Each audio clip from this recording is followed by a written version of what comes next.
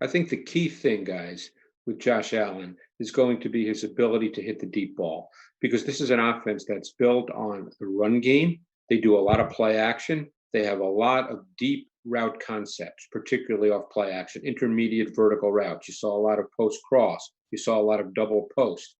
They're they push the ball down the field by design. And last year, Josh Allen was a very poor deep ball thrower. If I'm not mistaken, and it might not have been till week 12 or 13, that he completed his first pass that was over 30 yards in the air. And he had many opportunities where receivers were open and available for deep balls. And that's a critical piece to their offense and the way they want to play because they want to start with the run game with Devin Singletary and the drafting of Zach Moss. I'm probably out.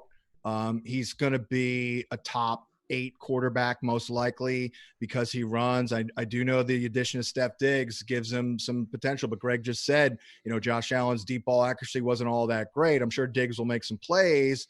Are you in on Josh Allen at his ADP, which is a little costly? Yeah, I mean, his ADP has definitely gone up the board here. But yeah, kind of like Greg alluded to, Josh Allen is not an accurate passer at all. Pro Football Focus has been charting his deep passing for a number of years now, and Allen has ranked second from last in that stat in deep passing accuracy. Last year, he was fifth from last in his rookie year. And yeah, adding Stefon Diggs is huge. I think it's going to just add another dimension to their offense. But the thing with quarterbacks is like, and Greg knows this, like you cannot fix accuracy. You cannot necessarily teach accuracy as a trait.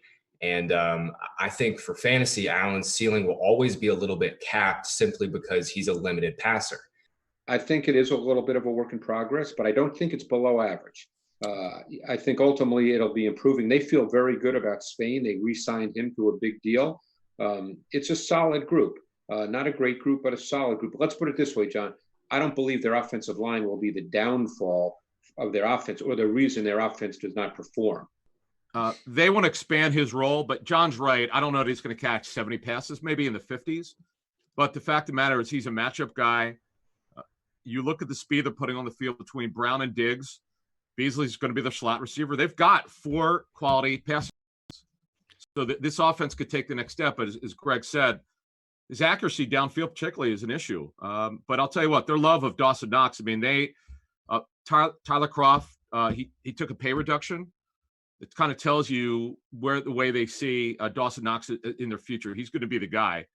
But I just don't know if he's going to get a ton of pass targets, but he's going to be a big play guy for them. There's no question about it. Scott Barrett, I know you had the stat about Steph Diggs basically leading all receivers in deep passing yards last year. I mean, Steph Diggs was not loving life in Minnesota, likely due to a lack of volume. I mean, I have a little concern in my mind in terms of what if those deep balls don't click and Steph's not making plays and they start running the ball, playing great defense. I don't know if Steph Diggs is going to be loving life in Buffalo. Your thoughts on Stefon Diggs?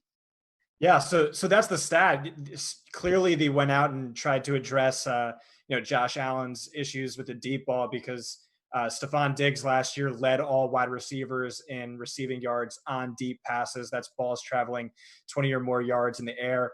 And quietly, Stefon Diggs ranks second among all wide receivers in yards per route run. In terms of a fantasy option, yeah, he's not someone I'm particularly excited about, though I like his talent. It just comes down to, not trusting Josh Allen. And like we've said, there really are 4 good receiving talents there. So it's a sneaky, crowded receiving core in Buffalo. Davis was a fascinating guy to watch on tape because he lined up about 2 yards from the sideline. He always lined up on the left. So he was kind of limited in the routes you can run when you line up 2 yards from the sideline. But he's about 6'2", 215 pounds. I wouldn't call him fast in terms of a burner, but he's a stride length guy. He was a vertical receiver in college. My guess is those 2 guys will compete, Hodgins and Davis, for that spot. That's the backup X, so to speak. I think one thing you'll see a lot of with the weapons they have, I think you'll see them in empty sets because I think they're going to try to take advantage of Allen's running. I don't think they're going to try to tamp that down. It's become evident that the quarterback as a runner is a valuable piece in today's NFL. Not that you're going to have, have him run the ball 20 times a game by design. But I think you can create opportunities, spreading the defense out through the use of personnel and creating opportunities for Josh Allen to run. And I think you'll see them in empty sets as a meaningful foundation of what they do offensively. Graham.